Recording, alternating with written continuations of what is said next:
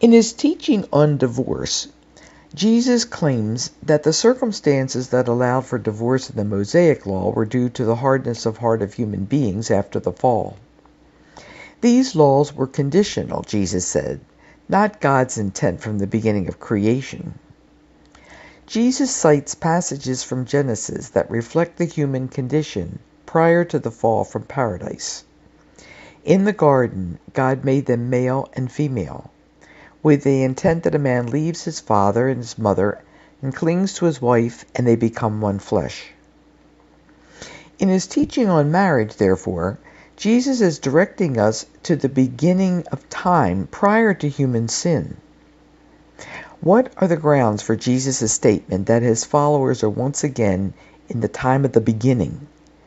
What are the signs that it is paradise now? Jesus himself, the Word made flesh, who for a little while was made lower than the angels, is the sign. It is only with the coming of the Messiah that we can hope to be transformed into people of the kingdom, capable of following God's intent from the beginning of creation. It's true, of course, that we don't live in the Garden of Eden now. Every sin of our own wayward hearts, every sign of sin and destruction in the world makes that obvious to all of us.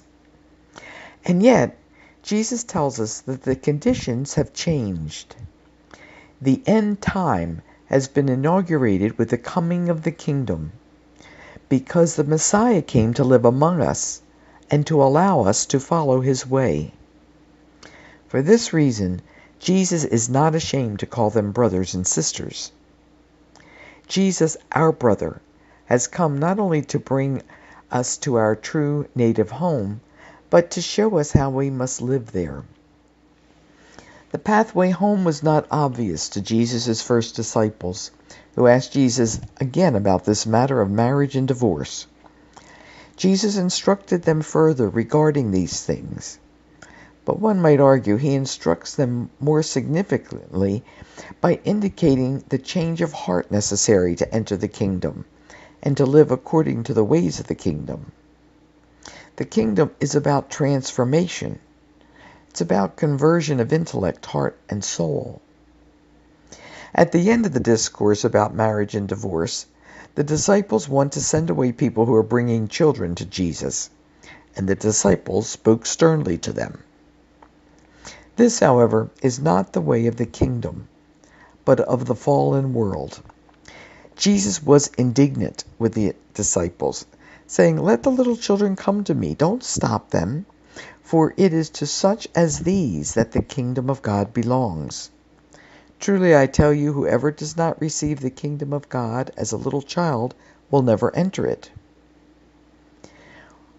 What it means to receive the kingdom of God as a little child is surely complex. Or is it?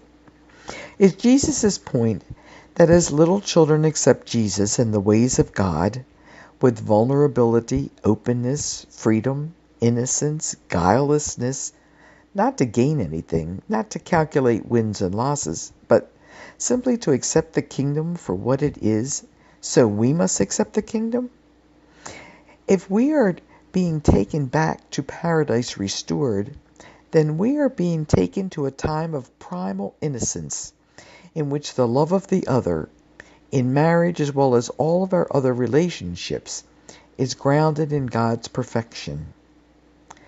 Surely none of us is perfect now, but the kingdom calls for transformation, to become like little children, and the one who calls us will surely bring us home.